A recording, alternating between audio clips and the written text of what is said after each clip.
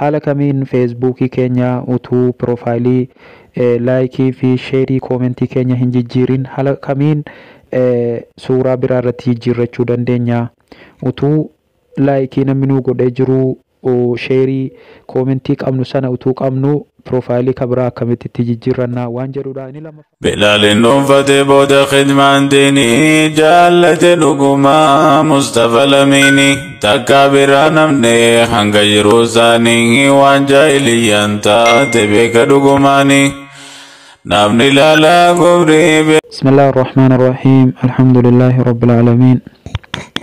Salaatu wassalaam ala Rasuulillahi sallallahu alaihi wasallam. Assalamu alaikum warahmatullahi wabarakatuh. Kabajamtoota hordoftoota chaanalii Rashaad Tuubii jalatti argamtanu akkam jirtu nagaa keessanii hordoftoota amantaa biraas ashama jirra jirtu baga jiraattan obboleewwan kiyyaan isiniin jedha.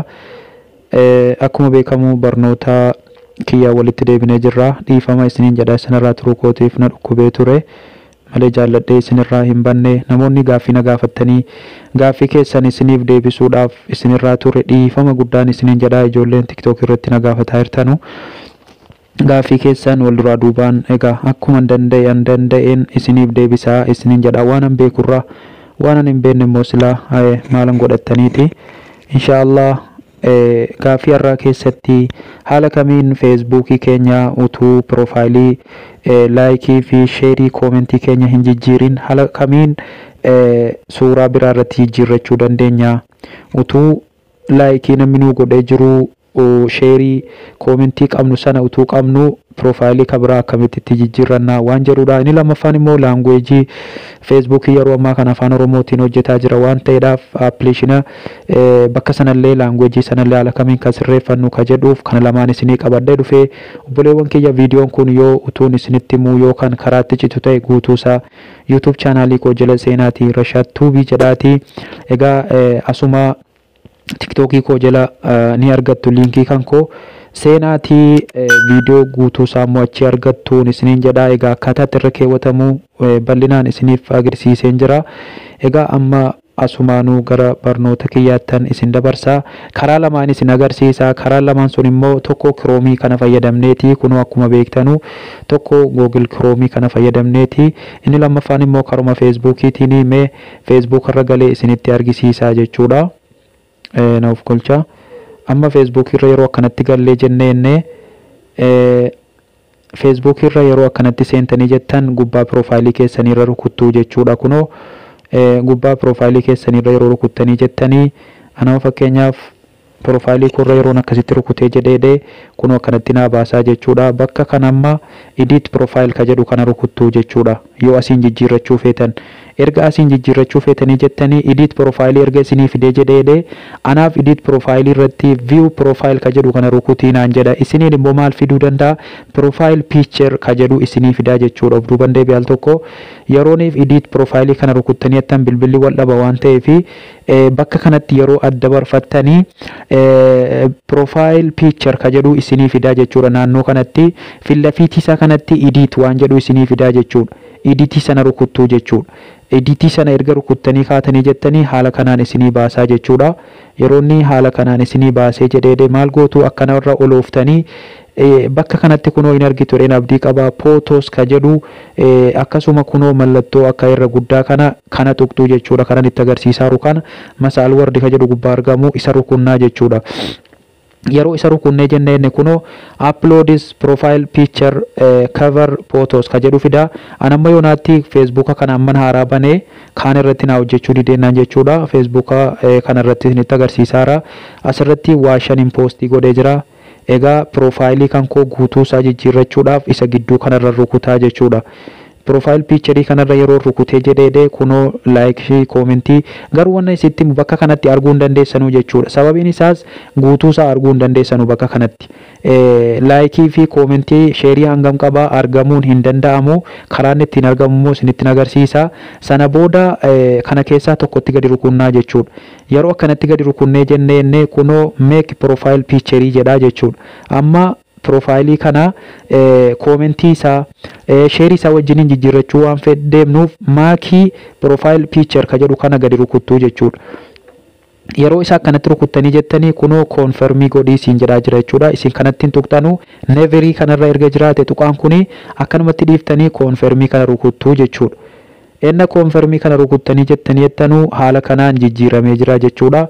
Egaa waan kan koo laayikii waan adda addaa waan nama banee jiruuf waan hin qabneef utuu qabaate guutuu isaa wajjiniin jijjiiramee jira jechuudha. Inni silirra jiru kunoo isa kana amma immoo kunoo isa kana jechuudha. Kunoo mallattoon isaa onnee of jalaa qaba.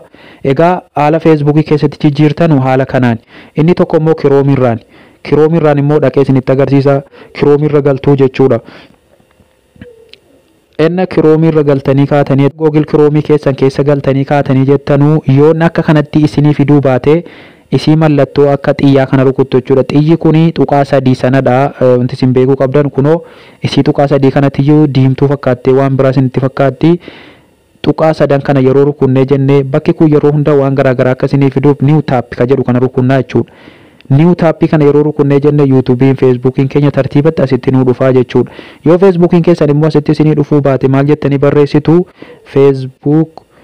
facebook.com jennee barreessinaa jechuudha. Kunoo facebook.com jettanii yeroo akkanatti sarchii gootanii jettan innuu isinii dhufaa jechuudha. Kunoo akkanatti yoo feetan sarchii gootu anamma waanan keessaa qabuuf isin immoo utuu gara kanan nufin maal isin godha iimeelii paaswordii keessan itti naqaa isiniin jedha. Isinis immoo iimeelii paaswordii keessan kan feesbuukii ittiin banattanii jirtan ittiin yeroo naqxanii jettan gara kanatti as isin dabarsaa jechuudha.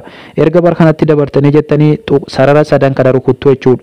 Erga sarara sadan kana rukuttanii jettanii anama fakkeenyaaf Saadaam jedheetan banee jira.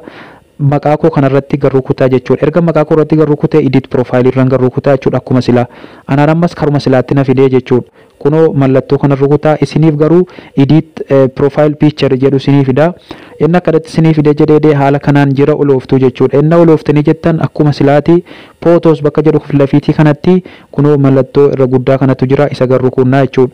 Akkuma silaa kunoo ammas profile picture ka jedhu kana isinii fidee yeroo kanatti isinii fidee jedhee mallattoo kana gar rukuttuu jechuudha. Inna kana gadi rukunnee jennee kunoo laayikii anumatu godhee jira.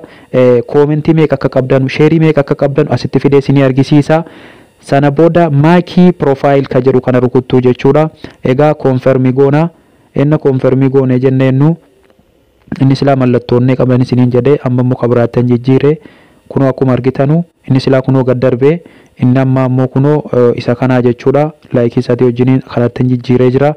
Egaa haala kanaan jijjiirrachuu dandeessuun isiniin jedha obboleewwan. Haalli isinittiin profaayilii keessanii waliin walitti qabdanii jijjiirrachuu dandeessan haala kanaanii. Yoo isiniin galle immoo koomentii jalatti na gaafachuu dandeessu. Inni kabiraadhaa immoo mee daddafeen isinitti agarsiisa. Daddafeen isinitti argisiisaan isiniin jedha. Facebook irra gallaa jechuudha. Inni Facebook irra galtanii jettanii ammas Facebook irra yeroo galtanii jettanu egaa barreeffama isa afaan Ingiliffaan nutti dhufu afaan Oromootti deeffachuudhaaf waan nuti hin barreessine ofii isaatiin gara afaan Ingiliffaatti jijjiiree nu rakkisa warri jettanu sarara sadan kana rukunnaa jechuudha. Inni daddafeen isinitti agarsiisa. Sana booda kana keessa barbaaddanii setting and profiles ka jedhu rukuttu jechuudha. Keessan sana isinii fida kan koo settings ka jedhu dabarfataa jira. Innan seetingii rukutee dabarfadde jedhu egaa yoo update ta'e haala kanaan akka kan kootii kanatti isinii fida. Personal and account information password and security kanarra gaddeemtanii language and region ka jedhu kana rukunnaa jechuudha. Kunoo bakka language jedhu bakka language kana inni rukunnee jennee kunoo tokkoffaa irratti Ingilishii lammaffaa irratti afaan Oromoo anamma kanarra godhadhee jira. Isa tokkoffaa kana Ingilishii dhumarra keessuu jechuudha. Kunoo Ingilishii kana keessa barbaaddanii Ingiliffarra keewwattuu jechuudha isa tokkoffaa. Isa lammaffaa kana immoo isa lammaffaa irratti argamu language isa jedhu kana immoo akkanatti gadi rukunnee kana keessa barbaaddu jechuudha. Kunoo afaan Amaariffaa jira. Abbaan Amaariffaa danda'u abbaan Amaariffaa hin dandeenye Arabiffi jira. Afaan Oromooti amma kanan isinitti agarsiisaa ru'anii kunoo as keessa deemtanii afaan Oromoon barbaadaa jechuudha. Nama kunoo akkuma argaa jirtan kunoo afaan Oromoo afaan Oromoo irra goonaa jechuudha. Waan namni nuu barreesse waan barreeffama jiru tokko afaan Amaariffaatiin yoo jiraate afaan Oromootti hiikuu dandeenya. Raayitii kana irra goonee kaanee ol deebitanii maal gootu save ka jedhu kana jira jechuudha. Save kana rukuttuu jechuudha. Isa sadaffaa kan ammas inni barbaachisan language for isa jedhu kanas gubbaa kana irratti bakka sarchii kana irratti itti barreessitu jechuudha. Afaan aluma isin qubee xiqqoo si barreessitan ni dhufa. Afaan Oromoo angaruu kunoo irraan qaba akkuma argaa jirtanii afaan Oromoo jettanii yoo barreessitanii haala kanaan isinii dhufaa jechuudha. Kunoo erga afaan oromoo kanatti isinii dhufee jedhee iddoo kanatti gaa inni sadaffaan kun wanti inni barbaachisaani automaatika isinii jijjiiraa jechuudha. Erga afaan oromoo kanatti barreessitanii jettanii maal gootu save ga jedhu kana rukuttanii jechuudha. Isinis maaliif automaatikii isinii jijjiiraa jechuudha. Egaa barnoonni kiyyarraa kana fakkaata. Yoo isiniin galle immoo koomentii jalatti na gaafachuu dandeessu. Egaa yoo viidiyoon kun immoo isinitti tole anallee jajjabeessaa saatii kan koollee yuutuubii kan koollee akka inni naaf guddatu naaf taasisaa na jajjabeessaa na bira dhaabbadhaa akka jajjabaadhee kana caalatti barnoota garaagaraa waan isin barbaachisu hunda isaa isinii qabadhee dhufu na bira dhaabbadhaan isiniin jedha. Waan na dhaggeeffattaniif galatoomaa. Hiriyoottan keessan biraanis akkanaaf keessan abdiin qaba. Galatoomaa. Nagaan naa tura.